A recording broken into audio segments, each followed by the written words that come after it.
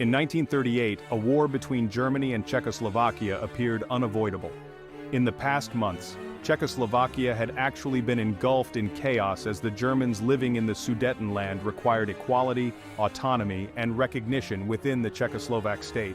The new regime in Germany opportunistically seized this moment, hoping it could deliver them the territory if not the whole country. This crisis panicked the West. British Prime Minister Neville Chamberlain, soon joined by French President Édouard Daladier, accepted Germany's demand to the land even previously.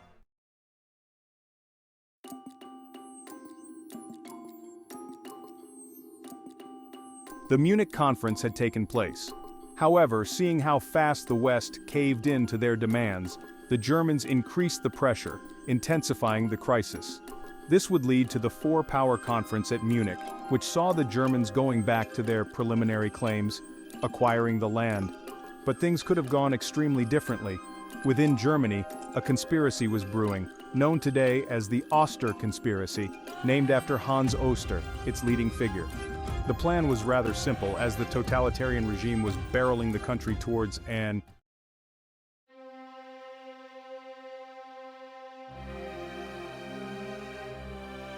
unwinnable war.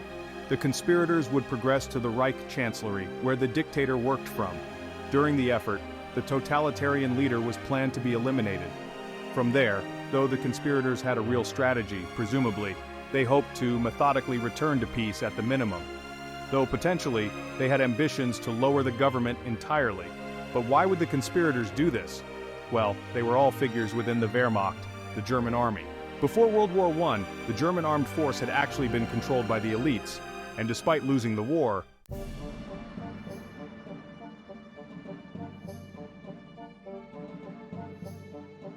this remained true. These military men were nationalists and thought that the Treaty of Versailles deserved to be reversed. However, they considered the current nationalist government to be leading Germany towards national catastrophe. They feared for the long-lasting impacts of the debt sustained by remilitarization efforts, sure to ultimately bankrupt the state. More pressingly, though, they disagreed with the federal government's seeming objective to ensure a war with the West in 1938, considering it likely that, one way or another, it would lead to a defeat. So in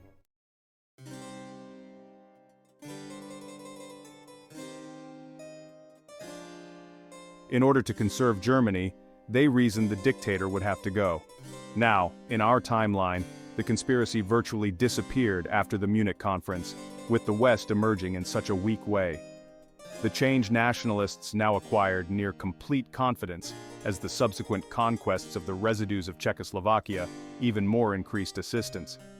When Germany attacked Poland a year later on, the conspiracy was gone, as now most had confidence in the direction the modified nationalists were taking the country. But it is necessary that we likewise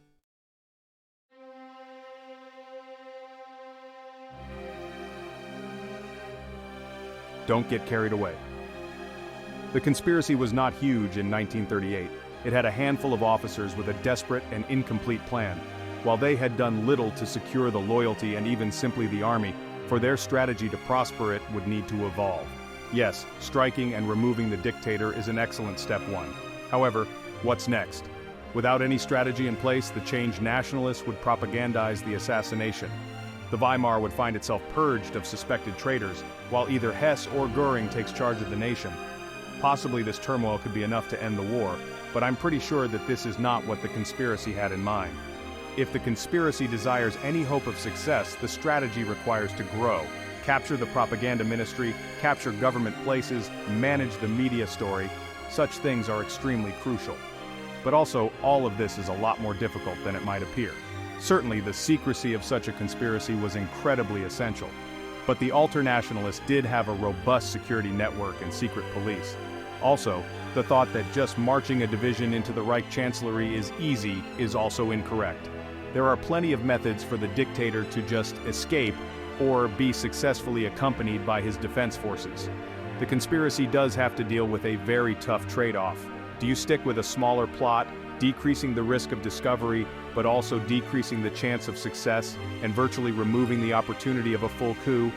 Or do you opt for a big plot with a lot more risk of discovery but also more chance of success? and a chance that you might just manage the full coup. The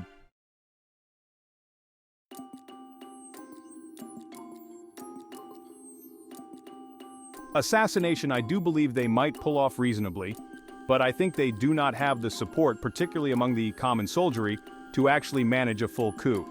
Now, besides these problems, for the plot to actually go through, we need the involvement of the British. Even before the Sudeten crisis, Chamberlain had actually understood the Oster conspiracy, yet he decided to ignore it rather than do as they asked and resist German demands. Why would he do this? Neglect an obvious opportunity to swiftly handle Germans? Well, it's quite simple. There was nothing.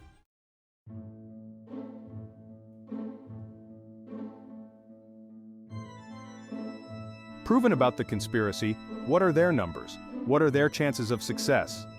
Following their request would indicate war with Germany, a war that the British still forecasted they could not win.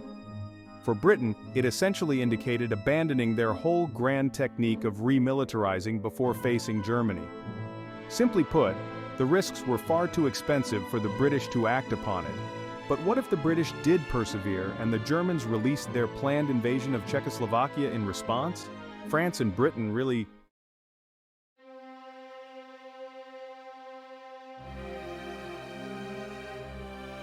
join the war, and the die is cast. Let's very first talk about the extremely real opportunity that the conspiracy fails and doesn't even get to carry out the assassination, that'd end the coup attempt. In this case, we merely return to a timeline where Germany has started an early war. I currently covered this last week, so if you missed out on that video, take a look after this one. We will focus on the conspiracy really being successful. We will cover two situations, one where only the assassination works, and one where a complete coup of the state takes place. I'm sorry for the quick intermission, however, by far the majority of you aren't registered. To keep up to date with all the latest releases, think about doing so. Thank you. Now, in order to maximize possibilities at conspiracy success, we do not have them strike immediately upon the war breaking out. Instead, we let the war occur for a bit, let the Germans grind down upon Czech lines. Maybe even if the French start a minor operation in the absence of a quick victory, as guaranteed by the change, nationalists might fuel the flames of conspiracy while the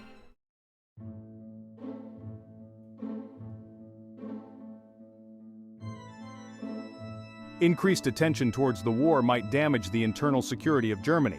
So, let's presume possibly a number of months into the war that we have, the conspirators effectively storm the Reich Chancellery and assassinate the dictator.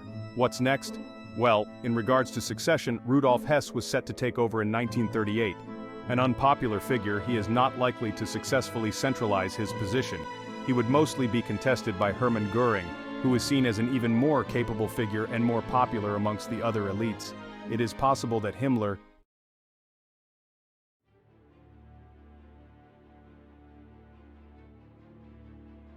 attempts to make a power play, but in 1938, the SS was not as effective as it would one day become. So, he's unlikely to really make a distinction. The German Civil War would not be a man-on-man war on the ground. It would be a quiet one among the political elites, while on the ground, everybody pretends that all is all right. From this point, all bets are off, and numerous possibilities could take place. Possibly, the most likely is Göring coming out on top. Here, he would be finest positioned to take the modified nationalist movement through an alliance with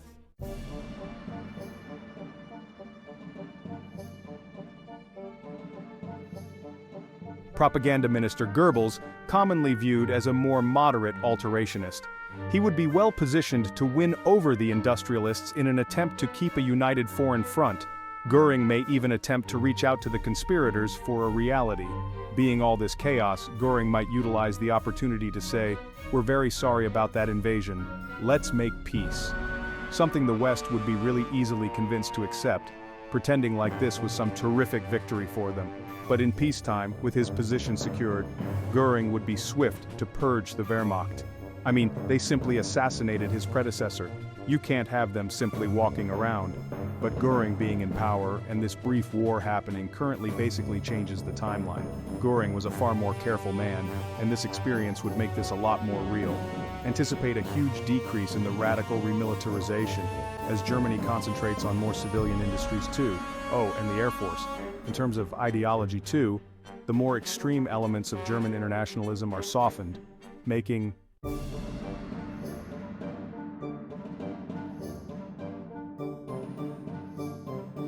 Germany's regime more akin to nationalist regimes like Spain and Italy. Germany is absolutely still ultra-nationalist. It is still loaded with expansionist desires. But their new leader is far less enthusiastic, less uncompromising, less grand, and less likely to, at least on purpose, lead Germany into a similar terrific dispute.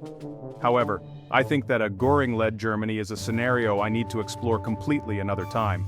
For today, let's go at a situation where the conspirators do indeed take complete control over the German state.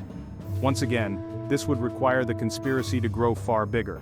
Don't simply strike the dictator, capture crucial alterationist figures, take control over media channels instantly, get the message out, all is great, nothing to fret about. Naturally, chaos would emerge across the nation regardless. However, this restricts the immediate result of people rising against the government. While the nationalist elites are bickering about who can take over, the military is free to put forward their own candidate, though who this would be is near impossible to tell. A brief political civil war occurs as both sides try to take control over the nation's elites. The army is confused regarding what is going on. Both sides would emphasize to the population that absolutely nothing is going on, while also attempting to depict the other side as absolutely evil, working with the West and perhaps even the Soviets in an attempt to bring Germany down. If they even acknowledge the assassination took place, both sides pin it on the other. In such a circumstance, it is possible for the conspiracy to eventually take charge. However, remember, it is not guaranteed, and Göring taking control remains a great possibility. However, if the conspiracy takes charge, what would the new government look like? Well, it would not be a return to Weimar democracy, that is ensured. The new government will likely be an oligarchy of the nobles, generals, and industrialists. These are three groups that generally abhorred the Treaty of Versailles and generally did not like democracy. Besides, the previous government had actually laid the foundation for an ideal dictatorship. Why toss that away? The new elites would seek to restore the monarchy, however, not under Wilhelm II. This would likely be too controversial both internally and globally. However, under his grandson, who would end up being Wilhelm III. Don't expect him to have too much power though. That would continue to lay mainly with the oligarchs. Also, do not be deceived, just because the changed nationalists are now gone, this brand new regime is still very right-wing, it is still very militaristic, it still dreams of humbling the French, destroying the Soviets, and reversing the Treaty of Versailles. Still, the worst element of what we relate to World War II Germany could be stopped. While political persecution of communists and socialists would definitely continue, most Jews who left Germany are not likely to return. For one, such injuries don't heal fast, but also the new regime would still be deeply anti-Semitic. Don't expect a figure like Oppenheimer to go back to Germany to provide them an atomic bomb. Most intellectuals that left the nation are definitely unlikely to return. Now, as agreed beforehand, the new regime quickly ends the war. Their communications with Britain ensure that they are swiftly acknowledged internationally. Nobody actually wanted this dispute, so don't expect the Allies to suddenly start playing hardball with the new regime for a peace deal. The dispute ends with few punishments on Germany, besides perhaps small symbolic war reparations to the Czechs. For the West, this entire endeavor is celebrated as a huge success. The German threat in their eyes has actually just been defeated. Meanwhile, the new regime has to deal with a couple of big concerns first.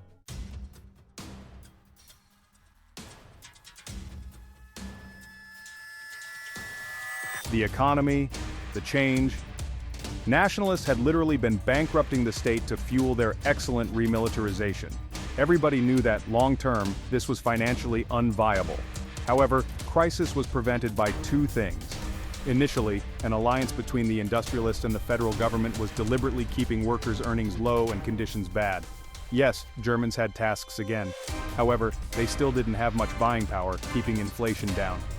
Secondly, the government had a terrific plan to pay back the debts long-term, dominate all of Europe, and exploit it for all that it's worth. For the new regime, though, they were not planning on such extreme conquest. Significantly, they would need to stabilize the budget, and the only method to do that is by restricting the military accumulation. Luckily for the brand new regime, they would have no problem continuing to exploit the people of Germany, but you can still anticipate a minor economic crisis after the new regime takes charge. Meanwhile, the government needs to protect their authenticity for the German population. I mean, they did still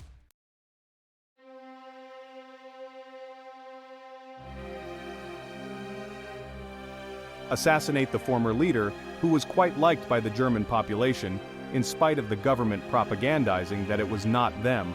However, the AL nationalists kept performing the assassination. Many would still very much doubt this narrative.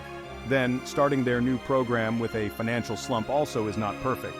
What also doesn't help is that during this economic crisis, beyond restoring Wilhelm III as the Kaiser, other German royal homes are also brought back to power, possibly including the House of Habsburg.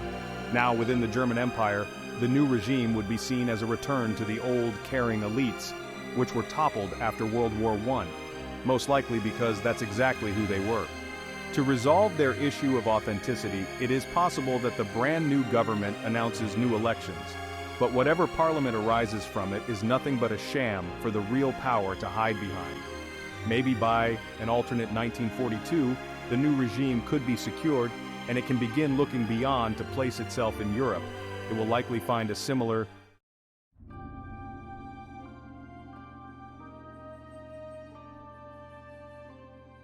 list of allies as Germany in our timeline. Italy and Hungary are apparent pickups. The Spanish and Portuguese will be sympathetic to the new regime. While not close allies, Germany will position itself as a defender against Bolshevism in the East, while the monarchies in the Balkans offer good opportunities for alliances, specifically in Bulgaria and Romania, where German royal houses still rule the country. The Germans will also at least try to drive a wedge between France and Britain. Typically, the Germans blamed London far less for World War I, and while a return to Africa one day was an objective, it was far less important than restoring power in Europe, especially considering the necessity for downsizing the military. The German Navy could be the first one to be allocated away. Beyond that, Germany might position itself in a similar way to Italy, becoming a normal European nation again. France and Britain continue, at a lesser speed, to prepare their militaries, but for the most part, a sense of calm sets back into the West. I really believe that the West could be encouraged that they have ended the hazard of war in Europe. But almost here is as far as I can realistically predict the situation. There are simply a lot of questions. We don't even know who exactly leads the German regime. How do the Soviets respond? How well do the Germans proceed with the other world leaders? How bold are they in expansionism after the regime is secured? With this gap of understanding on Germany, along with how a peacetime Soviet Union and Italy emerges, I cannot predict anything for certainty. So take the rest of this video with a grain of salt, as it is simply one quite extreme variation of what might be possible. That being said, there are a couple of crises that could stun Europe in the following years. First, the city-state of Danzig. Poland wishes to consolidate their control over the city. Most of the German population wishes to rejoin Germany, while yet others are fine with the status quo. No matter the regime in Germany, this is a disagreement that one day needs to be resolved. Besides that, we have Italy, which by 1943 has completed some army modernizations. And, while I doubt that this would provide a particularly excellent army, it could at least provide the Italian totalitarian the confidence needed to assert itself on the global scene. At some point they have annexed Albania, which provides various claims on Yugoslavia, along with claiming the Dalmatian coast. Considering a lot of their European partners also have claims on the nation, Yugoslavia is an excellent crisis point. Of course, Czechoslovakia still has issues too. Hungary openly declares a bunch of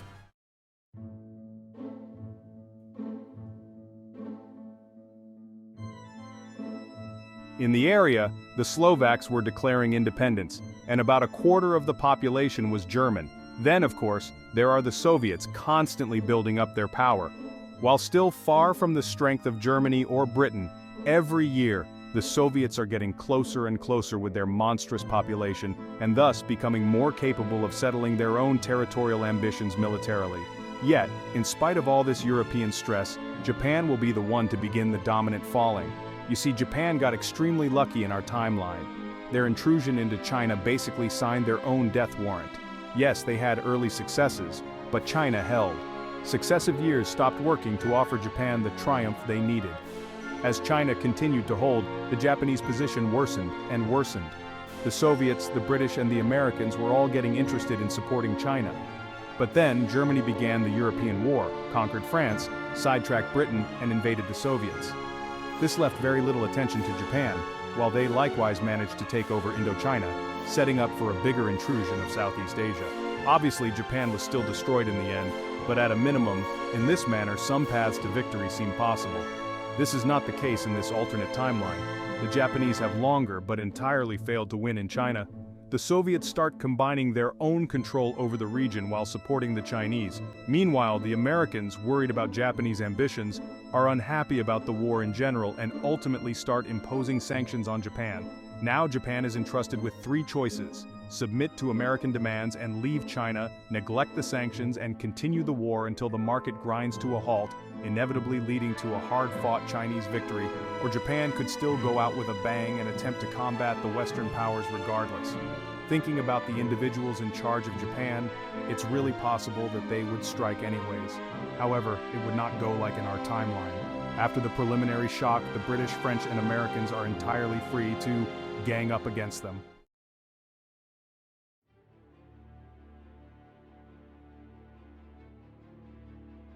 Japanese even worse, with the Soviets having nothing to worry about in Europe. They could now join the Western powers in their war against Japan.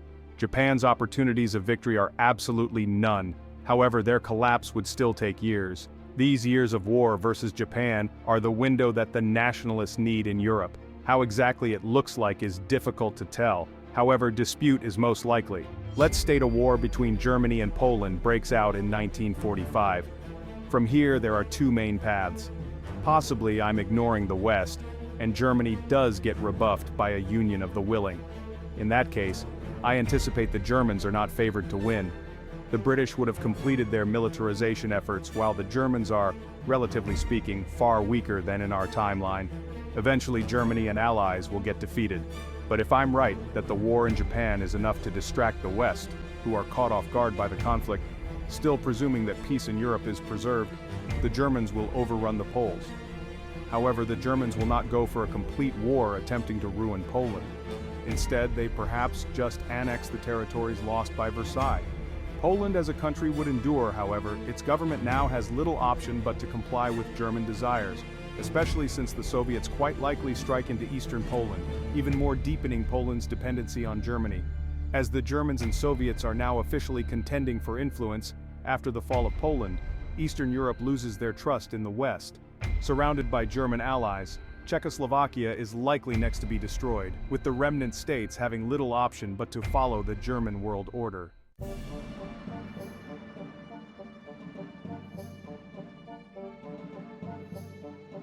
The West has to decide: start a war with the Germans now, with no allies of their own in the East, or simply give up on Eastern Europe and begin waiting for the war that everybody can see coming, the German-Soviet War.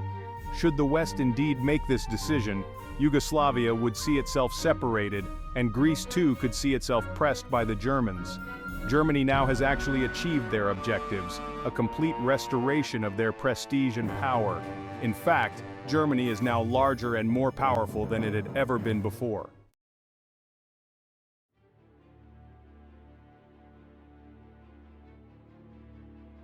However, the short-term success of Germany is not an assurance into the future.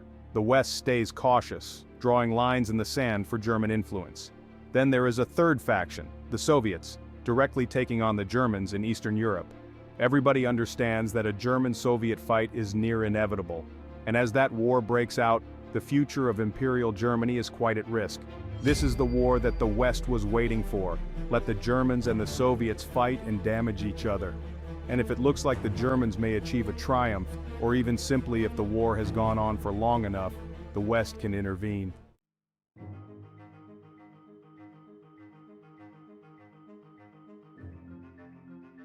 The future of Germany seems secured for now. Though this is the end of the video, thank you all for viewing, and think about leaving a like and a comment, as well as subscribing if you've enjoyed this video. Click the video on the top to see another in this series. If you've already seen it, then I'm sure the bottom video is excellent too. Once again, thank you all for watching and goodbye.